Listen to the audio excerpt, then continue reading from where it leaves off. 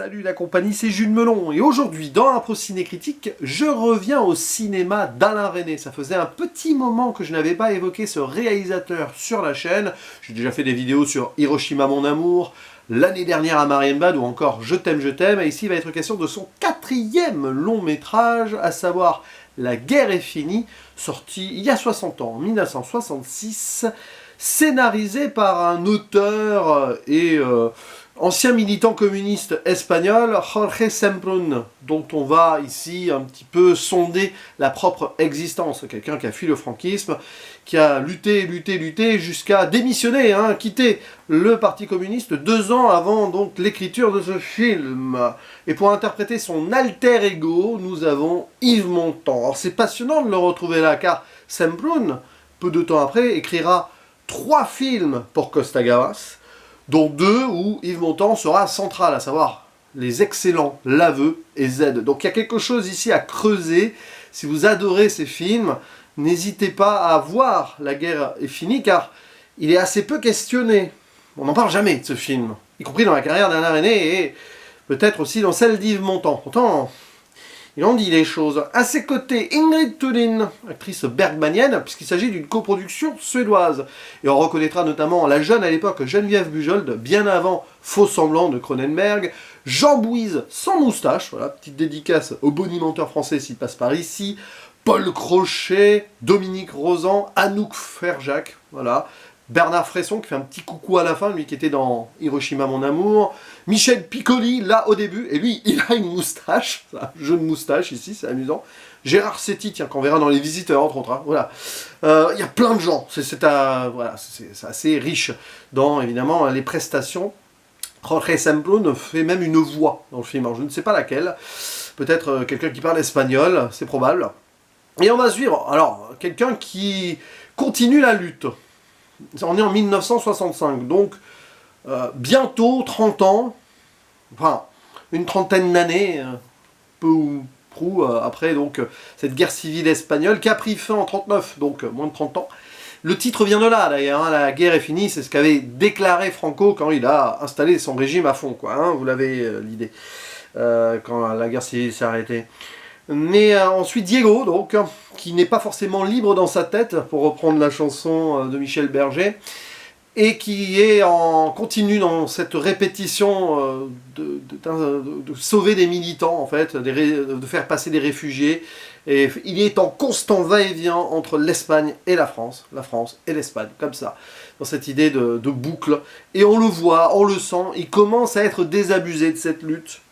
Parce que, où est-ce que ça le mène? Mais il continue. Alors, plus par habitude que peut-être par conviction, mais quand même par conviction, et parce qu'il veut aider les siens. Et on va le voir, donc, dans cette idée mentale, alors c'est très Alain Resnais, j'y reviendrai, côtoyer des personnes, chercher des gens, c'est pas le plus important. L'intrigue ici, j'ai envie de dire, on s'en fiche, et pourtant c'est important dans le contexte politique. C'est assez passionnant. Et il va notamment avoir cette compagne qui est jouée par Ingrid Thulin, qui est à Paris, je crois, puisqu'il vit exilé là-bas, et qu'il attend, il la retrouve et tout. Il y a des moments de bonheur, mais des moments de distance perpétuelle. Et aussi à une jeune fille, là, apparemment lycéenne, avec qui il va avoir une relation. Ben oui, c'est un peu l'époque, on ne faisait pas trop attention à cela, mais qui représente une sorte de jeunesse avec ses amis révolutionnaires. Et c'est passionnant parce que le film est quand même 2 ans avant mai 68. Ça en dit long, avec cette nouvelle mouvance-là, en laquelle il ne croit pas vraiment, il trouve que c'est un peu irréaliste tout cela. À un moment, il y a un dialogue assez cynique vers la fin avec ces jeunes. Ils comparent leurs actions en mode à l'idée, par exemple, d'empêcher le soleil de tourner, quoi. Donc c'est complètement ridicule. Enfin, ou la Terre de tourner autour du soleil, surtout. Bref, et donc, voilà, c'est cette idée de cinéma qui est par montage mental, où il se passe pas grand-chose, attention, ça peut être très vite lassant, mais je trouve que dans cette lassitude, justement, on cristallise parfaitement l'état d'esprit d'un Yves Montand, de Diego. Mais Yves Montand lui-même commençait peut-être à réfléchir sur son engagement dans le Parti communiste. On sait qu'il s'en est un petit peu éloigné avec le temps. Et c'est passionnant de voir ça. Bon, après, avec Costa Gavras, ça sera frontal dans l'idée, mais que lui aussi, Yves Montand, remettait en question peut-être l'évolution du communisme. Je crois qu'il est, bon, il était quand même très engagé, mais peut-être plus grâce à Simone Signoret, mais lui-même avait ses idées. Puis après, bon, bah, il s'en éloignera, à l'image de Semprún qui s'en est éloigné, lui, en Espagne. C'est assez étonnant, ça, hein. Ça en dit long, ce film, sur les idéaux et le contexte de l'époque. Et je trouve que c'est passionnant. Parce que bon, Alain Resnais, ici, nous fait un film, entre guillemets, linéaire, si on veut, dans le sens où il n'y a pas de jeu de retour en arrière, c'est pas Marienbad, quoi. Enfin, Marienbad, c'était hyper mental. C'est pas Je t'aime, qui sera littéralement un film sur le voyage dans le temps et une perte de repères par la suite, mais la perte de repères, elle est toujours là, chez Alain Resnais. Et même si on est dans une sorte de continuité, je crois que son précédent, que je n'ai pas encore vu, Muriel, ou Le temps d'un retour, l'été aussi, il y a aussi ce côté allégorique, là, alors c'est pas Hiroshima mon amour, mais il y a aussi cette idée, c'est-à-dire qu'il a beau être en exil, il est encore un peu dans sa tête en Espagne, et on la verra jamais cette Espagne, on verra juste la frontière, et encore le film commence au moment où il l'a déjà franchi, enfin à la douane, quoi. Mais cette idée, de cinéma très voix off, très personnel, où Resnais fait vraiment des miracles, j'ai envie de dire, sur comment mettre en scène des écrits. Parce que finalement, je ne pense pas que ce soit l'adaptation même d'un roman, mais potentiellement à suivre. Je n'ai pas vu sur la page Wikipédia adapté du roman 2, mais comme le monsieur écrivait beaucoup, Semprún, c'est possible. Et tu as l'impression à un moment, oui, qu'on récite des lignes écrites par la voix off d'Yves Montand. Et alors, ça peut paraître relou, entre guillemets, par moment, mais en fait, non, là, ça colle parfaitement à l'atmosphère et à l'ambiance. Alors je ne dis pas que le film a quelques redondances et quelques longueurs qui évidemment peuvent aussi user le spectateur, mais c'est le but aussi, voir un personnage usé, donc nous on s'use en voyant cela.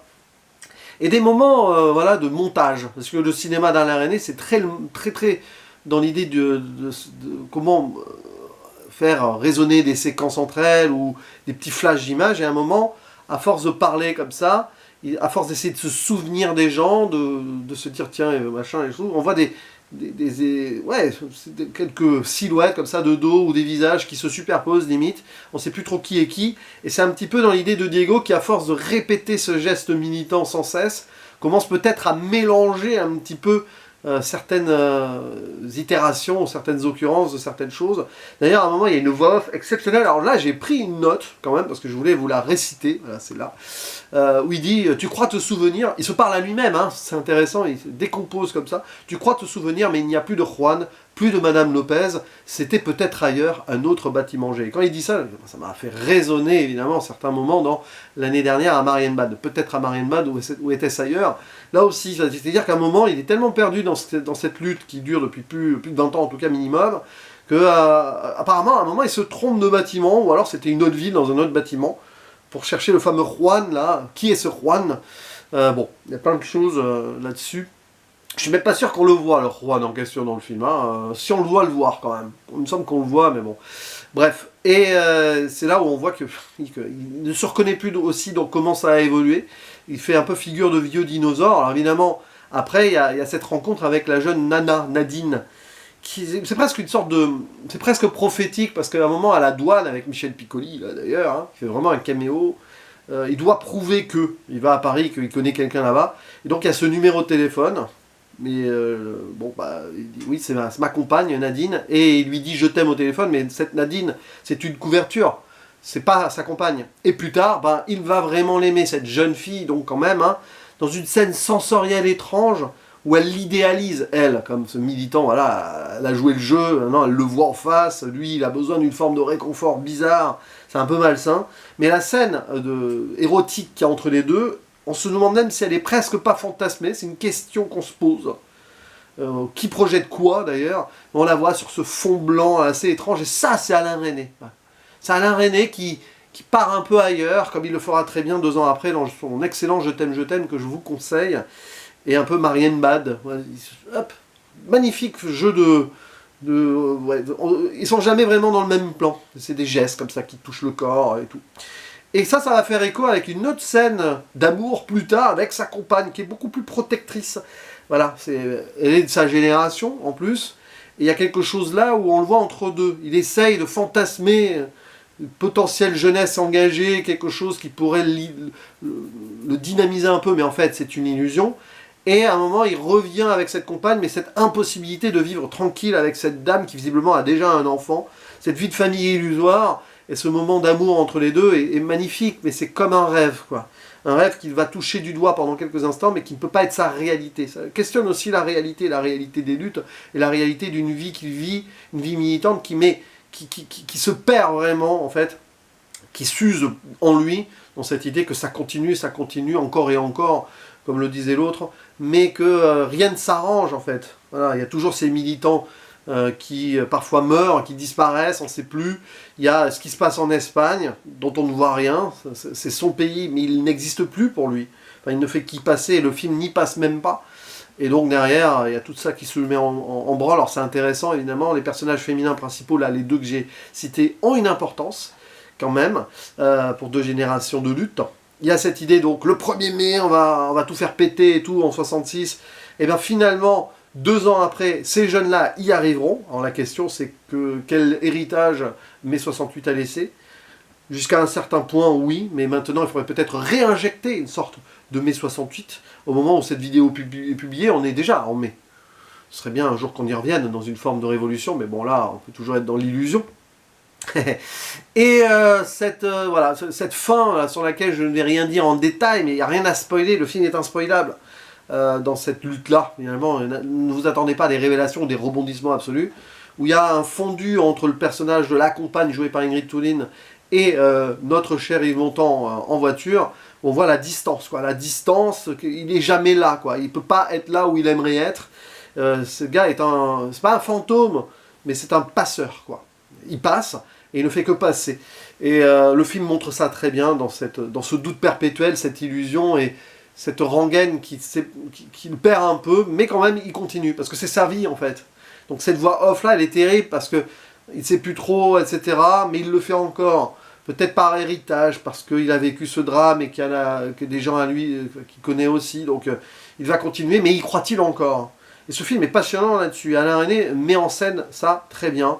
Donc par cette idée de montage, oui, par une petite BO, alors qui est très peu présente, mais elle marque, hein, la musique de Giovanni Fusco, qu'on peut entendre un peu au début, puis vers des moments particuliers dans la dernière partie, un compositeur qui composera pour l'aveu, ce sera sa dernière composition, même post-mortem, hein, au moment de l'utilisation du film. Il y a beaucoup de choses, hein, ce film est assez important dans une sorte de cinéma politique. Le film n'est pas hyper... Enfin, il est engagé en soi, mais ça va un peu ailleurs. Peut-être que c'est aussi la limite de cet Alain Resnais-là. Mais Alain Resnais, lui aussi, avec son engagement, mais un peu moins frontal qu'un Costa Gavras, par exemple. Il faut savoir que le film a été pas interdit. Enfin, qu'en Espagne, je suis pas sûr qu'il soit sorti, du coup. Mais a été interdit de festival de Cannes, par exemple. Parce que le gouvernement espagnol a mis son doigt dedans. A mis son veto. Mais je crois que ça a failli être pareil en Tchécoslovaquie, mais Miloš Forman lui-même a pris position et a donné un prix dans un festival. Ça, c'est passionnant, ça. Miloš Forman, c'est autre chose aussi dans cette idée-là. Donc, ouais, c'est un film qu'il faut voir. Voyez-le, parce qu'Alain Resnais, c'est passionnant, en fait. Hein. C'est passionnant. Et donc, j'ai pas fini. Il m'en manque beaucoup à voir de cette période plus tard, des années 70-80. J'avais vu, on connaît la chanson, par exemple. Bien sûr que j'ai déjà aussi visionné, mais j'en ai jamais parlé, Nuit et brouillard, ou son film de statut avec Chris Parker. Là aussi ça va laisser des conventions de l'époque, hein, quand même. Hein. Il y a eu quelques interdictions, je crois, pour Nuit et brouillard. Notamment, c'est le gouvernement américain qui n'a pas trop apprécié, je me trompe pas. Bref, voyez-le, ce film, pour Alain Resnais, oui, pour Yves Montand, c'est passionnant, et puis pour aussi la mémoire de cet auteur espagnol qui a beaucoup souffert et qui en revenait aussi de son engagement. Donc, il le continuait autrement, mais loin des arcades politiques, apparemment. Comme quoi. Voilà. N'hésitez pas à dire en commentaire ce que vous en avez pensé, en tout cas. Mais voyez-le. Parce que, évidemment, là, je m'attends à ce que cette vidéo soit assez peu vue et peu commentée, parce que le film l'est assez peu globalement. C'est dommage. Je vous dis à la prochaine. Ciao.